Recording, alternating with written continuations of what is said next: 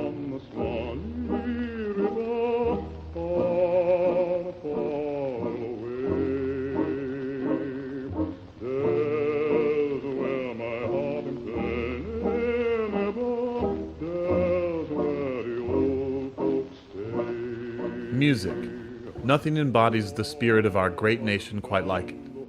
Throughout America's history, generations of songwriters have preserved its collective memory through song. Whether celebrating the joys of life or finding hope in times of hardship, the timeless melodies they left behind help us remember our past, celebrate our present, and find hope for our future.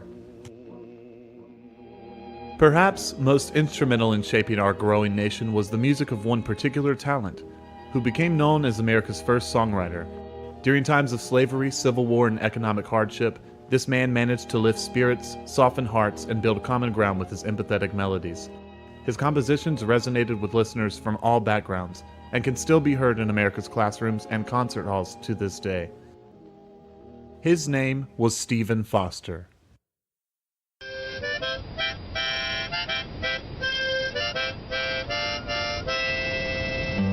Born on Independence Day in 1826, Foster grew up in Pittsburgh, where he was exposed to the musical styles of European immigrants and African slaves alike.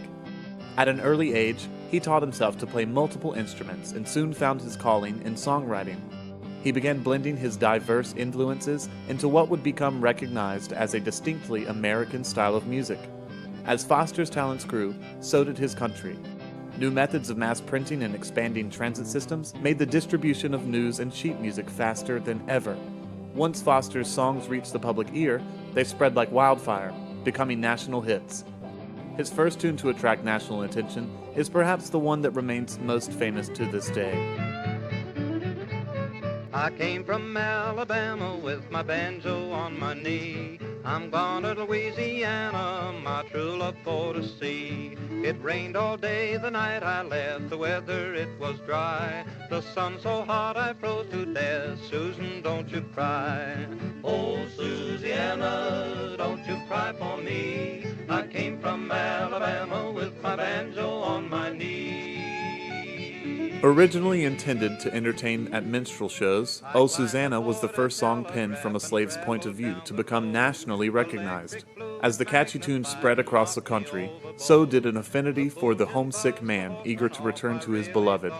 It was this relatable, hopeful narrative that led Foster's medley to be cherished in all corners of the country. The song even became an anthem of the California Gold Rush, sung by optimistic prospectors as they traveled west in pursuit of the American dream. It's true, California life is not one of pleasure, but to the contrary, one of fatigue, toil, and deprivation. Yet, I have never regretted the moment I left Missouri, and were I there again, I would not remain long, but would launch out again for the land of glitter and dreams. Susan, don't you cry. Oh, Susanna, don't you cry for me. I came from Alabama with my banjo on my knee.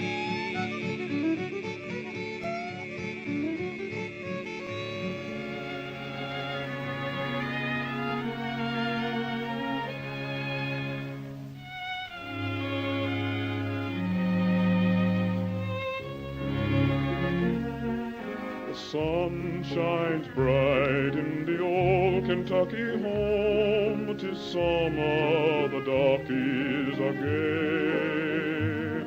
The corn tops ripe and the meadows in the bloom, while the birds make music all the day.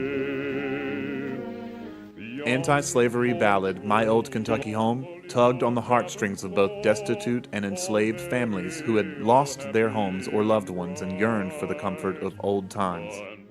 Even reputable abolitionist Frederick Douglass praised the tune, applauding its anti-slavery principles and effective awakening of sympathies for the slave. I'm sending this note to see if you have any news of my husband Jonas. He was sold away 2 months prior, and I suspect he should have arrived at the plantation by now. I am so sick with worry, and our young Violet asks about him every day. Sing one song for the old Kentucky home, for the old Kentucky home, far away.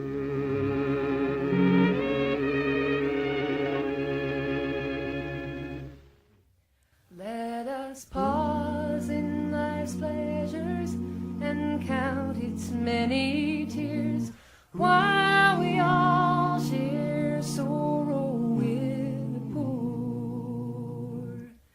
There's a song that will linger forever in our ears. Oh, hard times come again no more. Foster did have a unique gift for weaving empathy with words, having been no stranger to personal loss or tragedy throughout his life. A struggling artist for most of his career, it's no surprise that he penned the somber "Hard Times Come Again No More," which asks us all to consider the plight of those less fortunate than ourselves. The song remained popular during the following eras of nationwide hardship, including the Great Depression.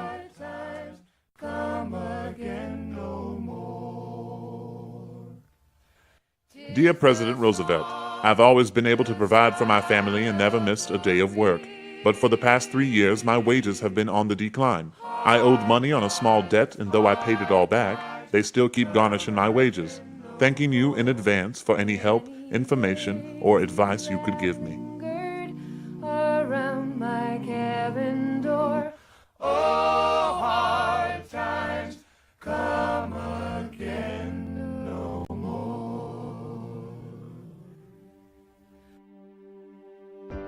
Though Foster remained largely anonymous during his lifetime, his memorable melodies have been shared around the globe and are still celebrated to this day.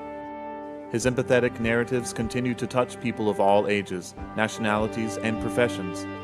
Though Foster's time has passed, his music lives on, a poignant reminder of the trials and triumphs of the human condition.